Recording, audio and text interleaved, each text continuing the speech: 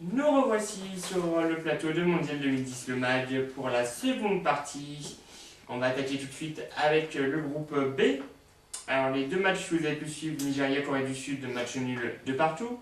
Et Grèce-Argentine, 2-0 pour l'Argentine évidemment. Bon pronostic de Damien sur ce match-là. Oui. Enfin, bon score exact. Et donc au classement final de ce groupe B, Argentine première avec 9 points. C'est le grand chelem, non, pour eux? C'est le carton plein. C'est le carton plein. Deuxième Corée du Sud, 4 points. Troisième Grèce avec 3 points. Et quatrième Nigeria avec 1 point, tout comme la France. Voilà. Sauf que le Nigeria a marqué 3 buts.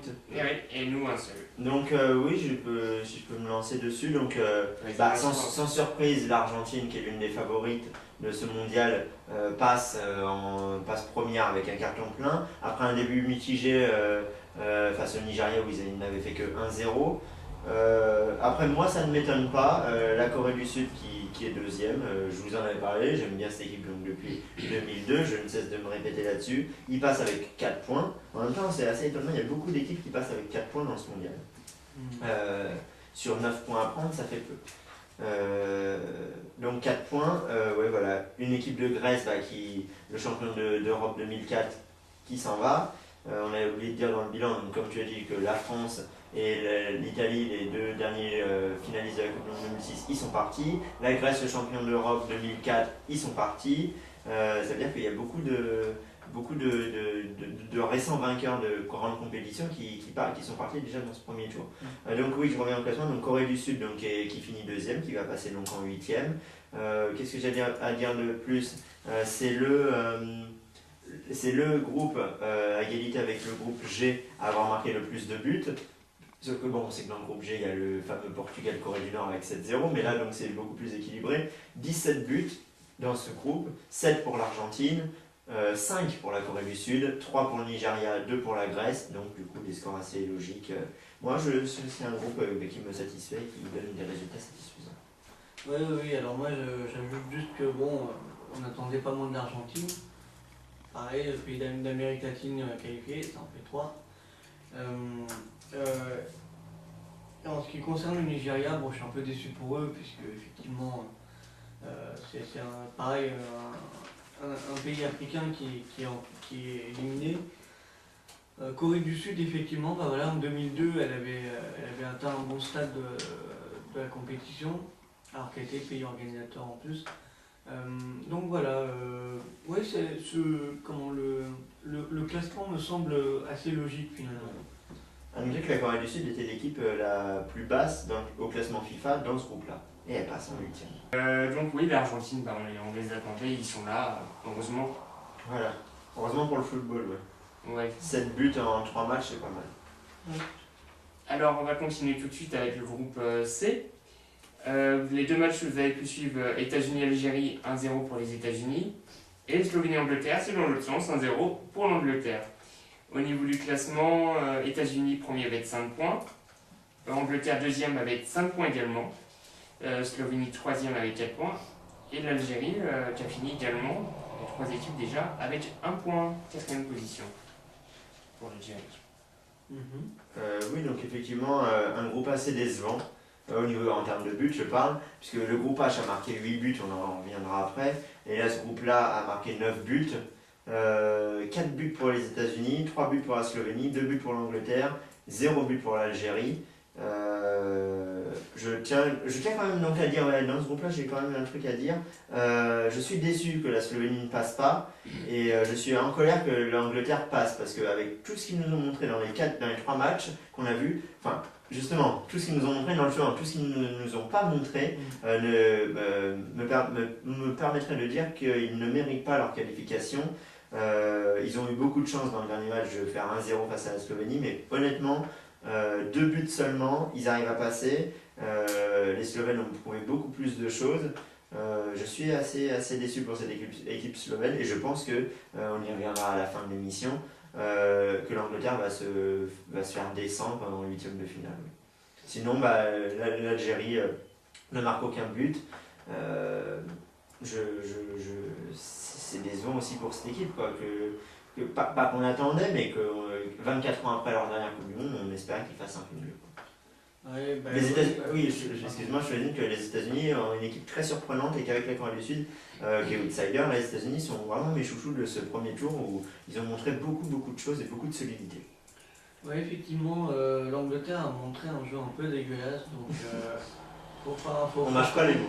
non, mais oui, il faut reconnaître que là, moi qui m'attendais avec Rooney, Gerrard, enfin, vraiment, vraiment, voilà, l'équipe d'Angleterre qu'on pense connaître. Et encore, hein, vous voyez bien que on a beau avoir un potentiel énorme pour l'Angleterre, il n'empêche qu'elle ne s'était même pas qualifiée pour l'Euro 2008, si je me souviens. Oui, en plus. Donc voilà, c'est assez.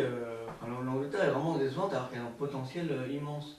La Slovénie, effectivement, c'est dommage pour elle, elle avait très bien engagé le mondial.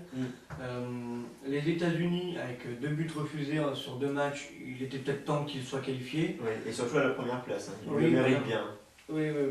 C'est-à-dire qu'ils ont ils ont eu donc un but refusé un peu polémique.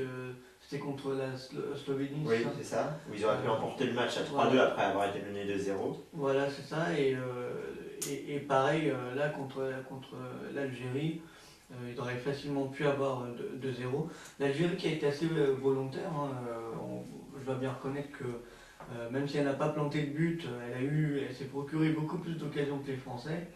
Et donc, les pauvres Français, on va les taper dessus, mais enfin voilà, même moi ça me fait mal, mais bref, voilà, l'Algérie a montré pas mal de choses. Alors, bon, par rapport aux autres équipes, bon, elle cassait pas des briques non plus, quoi. Mais On va enchaîner avec le groupe D. Les 2 matchs que vous aviez pu suivre, Australie-Serbie 2-1 pour l'Australie et Ghana-Allemagne 1-0 pour l'Allemagne. Et au classement de ce groupe D, l'Allemagne est arrivée première avec 6 points, le Ghana deuxième 4 points, l'Australie troisième avec 4 points aussi, et la Serbie qui a fini 4e avec 3 points quand même. Oui, quand même. C'est un groupe qui était assez serré, hein. L'Allemagne n'était pas sûre d'être qualifiée après son deuxième match puisqu'ils avaient perdu face à la Serbie. Que dire, donc 12 buts, hein, dans ce groupe D, 5 buts de l'Allemagne quand même, 3 buts de l'Australie, que j'aimais bien avant mais que une décevance mondiale, voilà, 2 buts de la Serbie et 2 buts du Ghana. Oui, donc l'Allemagne qui passe après un beau 4-0 face à l'Australie, mais qui m'a pas convaincu ni contre le Ghana ni contre la Serbie forcément. Mais bon, c'est quand même, je pense, un beau. Une équipe qui va potentiellement aller loin, surtout qu'elle rencontre l'Angleterre en 8e. Je pense que ça va être. J'espère en tout cas, parce que l'Angleterre ne mérite pas sa qualification pour moi, j'espère que ça va être vite plié, quoi. Le Ghana, content pour l'Afrique, hein, qui se qualifie. L'Australie, oui, c'est le seul pays africain à passer. Et encore, ils ont eu chaud. Et l'Australie qui termine donc juste derrière Paris à 4 points, mais qui passe pas à cause de la différence de but. Et une équipe de Serbie, à part l'exploit d'avoir battu l'Allemagne, on ne gardera pas une grande trace de la Serbie dans ce mondial. le Ghana, pas très convaincant. Ouais. Mais bon, J'ai trouvé d'autres équipes africaines beaucoup plus offensives et volontaires sans qu'elles parviennent à trouver la faille.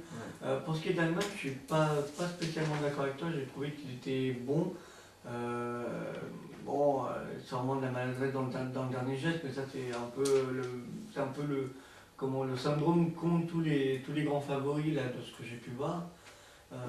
Non, à part ça, dans le dernier match que j'ai vu contre le Ghana justement, ils ont vraiment des bons éléments. Il y a ce joueur, il y a une tête qui fait peur parce qu'on dirait un boucher, un cannibale, je sais pas quoi, la Ozil, mais il est très bon, il apporte beaucoup et donc l'Allemagne mérite quand même sa première place, je trouve. Oui, la première place, oui, je n'en doute pas évidemment. Ludo ? Ouais. L'Allemagne, bon, c'est vrai qu'on l'attendait, mais elle a peut-être été un peu moins convaincante qu'on espérait. Ghana, c'est bien pour l'Afrique du Sud, pour l'Afrique, continent africain, c'est ça, merci. Et l'Australie, ouais, je pensais qu'elle était capable de marquer des buts et donc d'être plutôt deuxième que le Ghana. Que de surprise dans ce mondial. On se retrouve tout de suite pour la troisième partie de Mondial 2010, le MAG. A tout de suite. Tout de suite. Tout de suite.